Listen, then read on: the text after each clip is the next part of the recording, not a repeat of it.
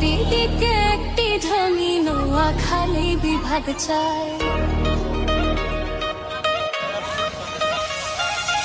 এই অঞ্চলে বিভাগ হতে এত কিসের বাধা ভাই?